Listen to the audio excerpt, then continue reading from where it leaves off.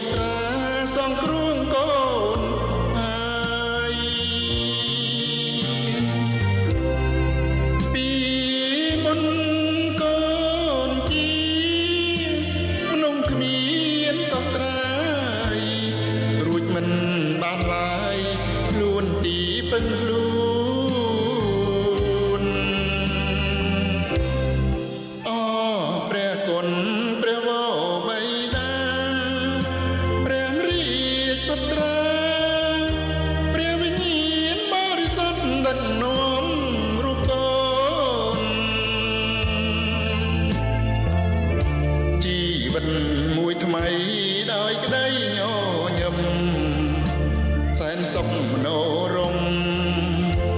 ព្រោះមានសង្ឃឹមក្នុងអង្គយេស៊ូ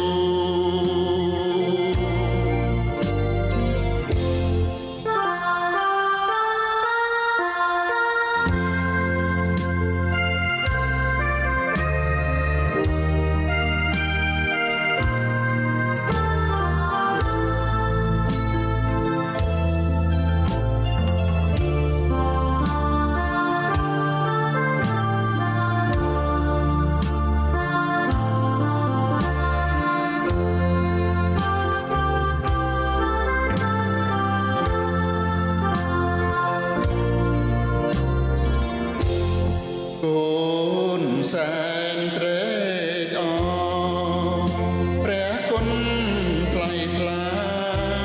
អង្គរាជបុត្រាសង្គ្រោះកូនហើយពីមុនកូនជីក្នុងគ្មានកោះត្រាយរួចមិនបានឡើយខ្លួនទីពឹងខ្លួនអព្រះគុណព្រះវរបិតាព្រះរាជបុត្រា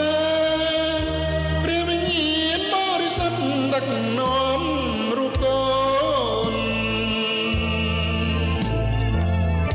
ជីវិតមួយថ្មីដោយក្តីញញឹមសែនសុខមនោរម្យព្រោះមានសង្ឃឹមក្នុងអង្គ